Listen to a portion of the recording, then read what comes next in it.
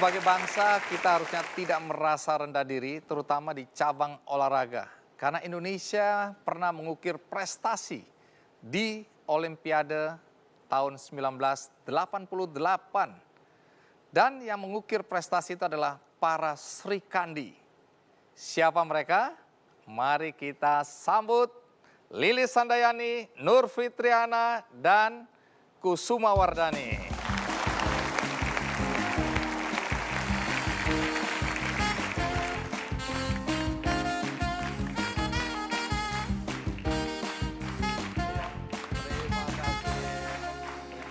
Sudah mau hadir, terima kasih. Silakan duduk. Kita mulai dari Suma, Yana, dan Lilis ya. Membanggakan Indonesia ketika di Olimpiade ya. Olimpiade 1988 itu di mana? Seoul, Korea Selatan. Pada saat itu Anda bertiga mendapatkan medali apa? Perak. Medali perak. Iya. Berapa banyak negara yang ikut dalam cabang panahan pada Olimpiade 1988 waktu itu? Sekitar sampai 20 ya. Udah lupa ya, Pada soalnya saat tahun itu 88 ya. Betul. Tapi masih ingat nggak siapa peraih medali emas dan siapa yang perunggu? Medali emas Korea Selatan. Oh, tuan Ya, rumah. ya. Perunggunya? Perunggunya Amerika. Perunggu Amerika? Ya. Oh, jadi Indonesia mengalahkan Amerika di situ? Ya, betul.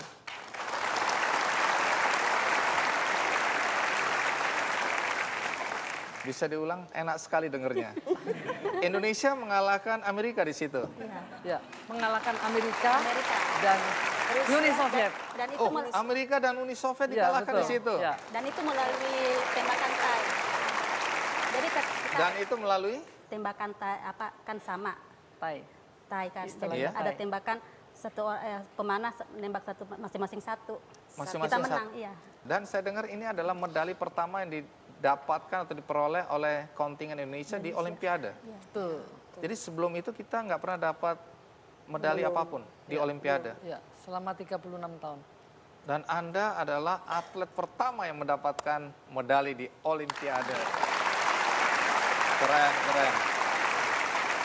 Kembali ke soal pencapaian tertinggi di olahraga panahan. Katanya ini juga berkat kontribusi dari pelatih. Pelatihnya waktu itu siapa? Donald Pandiangan.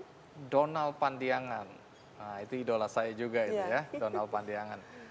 Boleh tahu, karena ada yang cerita Donald Pandiangan ini unik orangnya ya. Ada yang bilang temperamental, ada yang bilang aneh-aneh waktu itu.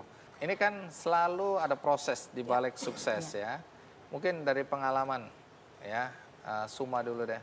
Cerita waktu itu pelatihannya seperti apa sih? Tingkat kesulitannya atau tantangan terberatnya apa waktu itu?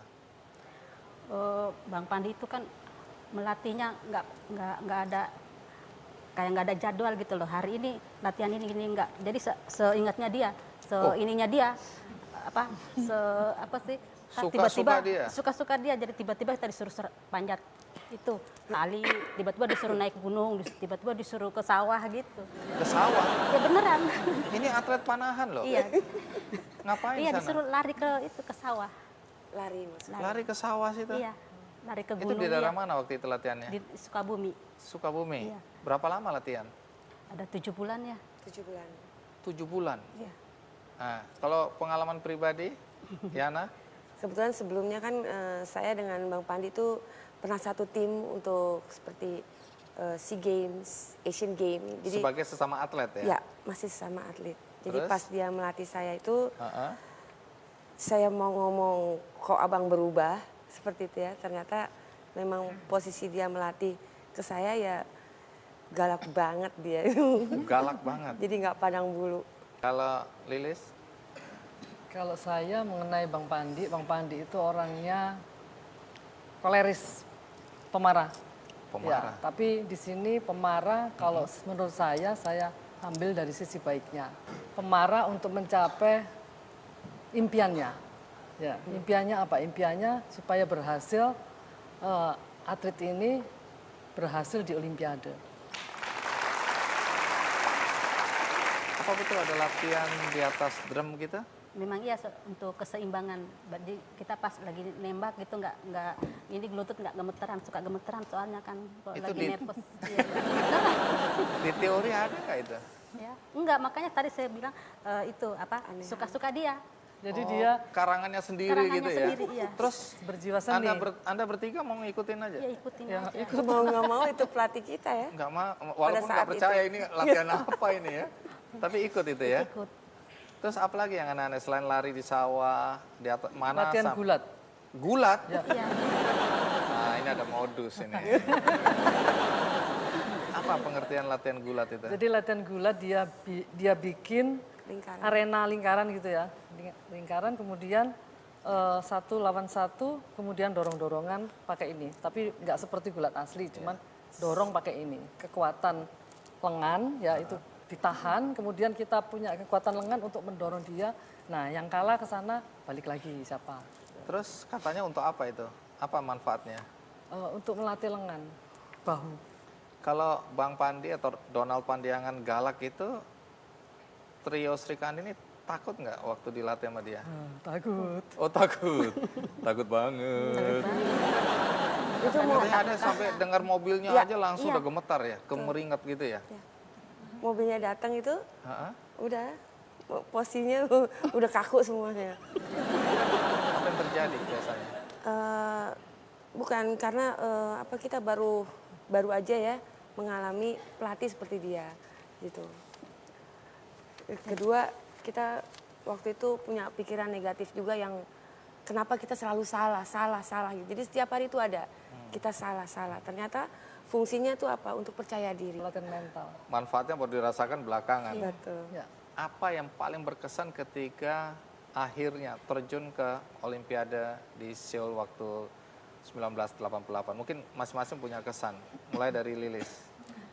Kalau saya, ya biasa kan kalau setelah latihan atau kalau menghadapi suatu event apalagi Olimpiade, kita nggak boleh belanja, nggak boleh. Jadi harus latihan, tidur jam 9, mapan, jam 10 harus merem. Nah, gitu. Nah, ketika itu babak kualifikasi, ya waktu itu yang jatuh saya duluan, Jatuh itu apa? kalah. Yang Oh kalah. tersisih gugur. Oke, Saya terus? duluan. Kemudian Kusuma, kemudian Yana. Yana. Nah, Bang Pandi sudah punya ini ya, punya impian, sudah diimpikan, dirasakan dan sudah didapatkan bahwa sudah punya medali. Nah, ketika saya duluan, padahal kan waktu itu kan Yang paling tinggi, tinggi ya, ya terus nilainya. turun, langsung, Lilis, kamu hari ini keluar, nggak boleh masuk kamar, keluar mulai pagi sampai malam. Ngapain? Suruh keliling aja, Nggak boleh masuk kamar. refresh. Nah, kebetulan di kompleks Olimpiade di sana semua gratis. Jadi ada spa gratis, bioskop gratis, semua jadi games kesempatan. gratis, ya, Kesempatan. gambar-gambar gratis. Jadi kita keliling sampai bosen, malam baru balik.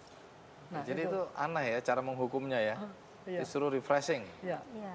Oke, kalau pengalaman semua, Banyak yang lucu-lucunya juga sih itu Bang Pandi tuh kok lagi kesel kita disuruh apa gitu. oh jadi sampai di sana masih kesel-kesel gitu? Iya, sampai pas besok pertandingan, ini kalian mau apa? Maunya apa gitu. Pas Dimarahin. waktu itu jawabnya, saya besok mau berpikir sendiri, Bang. Terus Kalau Bang Yana, Pandinya? jangan terlalu cerewet deh. Ya, kita dilepas jadinya pas pertandingan tuh kita dilepas. Oke, Pas menarik. Kalau Yana, pengalaman yang masih diingat sampai sekarang di Olimpiade waktu itu? Ini abang itu kan galak ya, galak sekali. Tapi kalau udah mau event, siapa yang menurut dia itu lagi enak, dia juga membacakan masing-masing atlet. Lagi enak, dia yang akan dipanggil duluan. Nah, karena posisinya di atas di sana, jadi kita suka jorok-jorokan gitu. Itu kamu lagi disayang. Lu dulu. Seperti itu. Ya kan, kamu lagi disayang, maju. Ya, gitu. Nanti sekali waktu Lilis, sekali waktu saya. Itu aja saya nggak akan lupa. Jadi segalak-galaknya dia itu, dia sebenarnya hatinya baik. Dia tuh galak tapi nggak pernah musuhin 3 orang. Kalau mau marah ke 2 orang pasti 1 orang yang di ini. Kok nggak ada temennya soalnya kalau kalau marah tiga-tiganya. Cari teman. Nah, ini kan Multivision terinspirasi oleh kisah nyata yang dialami oleh trio Sri Kandi ini. Waktu dihubungin pihak Multivision, terus kisahnya mau diangkat, apa reaksi Anda bertiga? Memang kebetulan saya di Jakarta, jadi saya yang dihubungin pertama kali. Ya, saya pikir biasa ya, seperti kayak wawancara, mau adain seperti itu. Oke, makasih saya bilang. Saya akan hubungin teman-teman saya dulu. Oke, terus? Ternyata saya hubungin satu persatu, ya mereka siap. Maksudnya siap tuh bukan kita yang main ya. Siap akan menerima semuanya, siap akan ada yang mendatangi untuk bertanya seperti itu. Kira-kira beberapa bulan kemudian baru kita bertiga dikumpulin di kantornya NTV. Jadi terlibat ini ya di belakang layar untuk Ya. memberikan kontribusi Kontribusi cerita-cerita, cerita, data, fakta gitu ya. Harapannya, Anda sendiri misalnya, Suma, berharap film ini nantinya punya arti apa bagi penonton di Indonesia? Mudah-mudahan banyak yang mau nonton, jadi inspiratif buat atlet-atlet yang muda gitu yang sekarang. Terus kami juga berterima kasih udah diangkat ke film.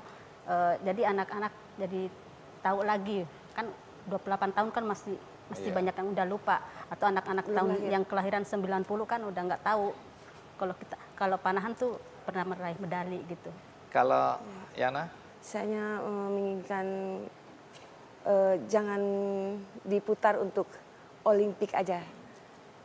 Jadi kayak SEA Games, Asian Games itu saya rasa patut diulang kembali agar di situ banyak kok untuk jangan menyerahnya itu di film itu ada. Nah, Lilis, Di Indonesia film ini harus meledak.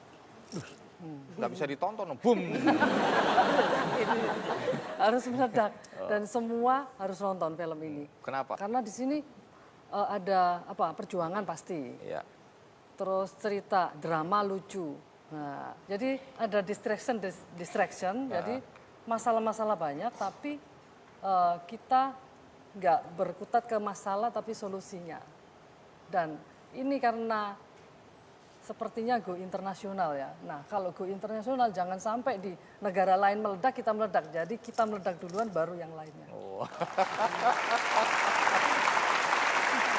Baik. Suma, Yana, Lilis, terima kasih ya. Paling tidak hari ini anak-anak muda terutama yang 28 tahun lalu belum lahir, baru tahu nih mungkin cerita tentang tiga Sri Kandi yang mengharumkan nama Indonesia di ajang bergengsi yaitu Olimpiade ya. Kita berikan aplaus, terima kasih. Potong rumput dulu semua. Potong rumput. Iya, potong rumput. Babat ini rumput-rumput ini habis. Kenapa disuruh potong rumput, Mbak? Itu ya ada tujuannya. Mungkin buat melatih tangan kali, Mbak ya.